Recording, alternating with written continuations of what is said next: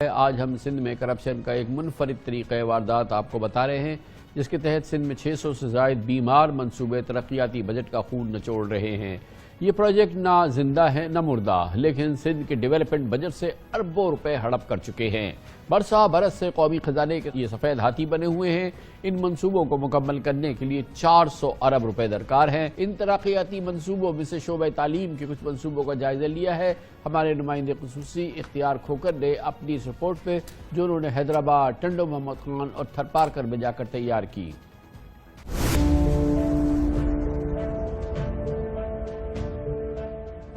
ٹنڈو محمد خان کے government public school کے قیام کا مقصد تو علاقے کے غریب بچوں کو گھر کے قریب معیاری تعلیم کی فراہمی تھا، لیکن یہ خواب سندھ حکومت کی کرپشن اور نااہلی کی بھینٹ چڑھ گیا۔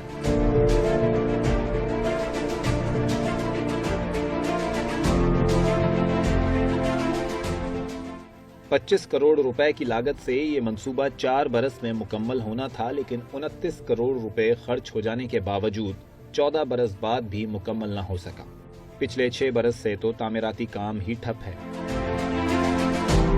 یہ مین عمارت ہے، اکیڈمک ہال ہے، یہ کلاسز ہیں۔ یہ دیکھیں، یہ کھڑکیاں غائب ہیں، دروازے غائب ہیں، فرش اکھڑ چکا ہے، ہر طرف کھنڈر ہی کھنڈر ہے، ٹوٹل کھنڈر ہے۔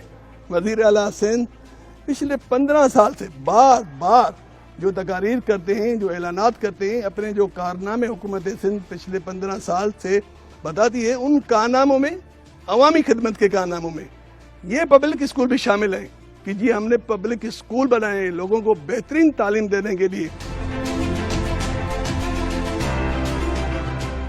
اس منصوبے کی بربادی کا ایک بڑا سبب تعمیرات کے لیے سیم زدہ خراب زمین کا انتخاب بھی ہے۔ یہ ہاسٹل انہوں نے پانی میں بنائی ہے، دیکھیں یہ جو ڈپریشن ہے، ٹوٹل ڈپریشن ہے۔ فوڈ کے صوبائی منسٹر تھے سید محسن شاہ بخاری، اس کی زمین جو یہ غیر آباد تھی، کھڈوں والی تھی، اس کو جو زمین کو کیش کرانے کے لیے گورنمنٹ کو بیچ دی، یعنی کہ جو صوبائی وزیر کی زمین ناقابل کاشت تھی، بالکل وہ مہنگے داموں سرکاری منصوبے کو بیچی گئی، بالکل اور پیسے لیے گئے۔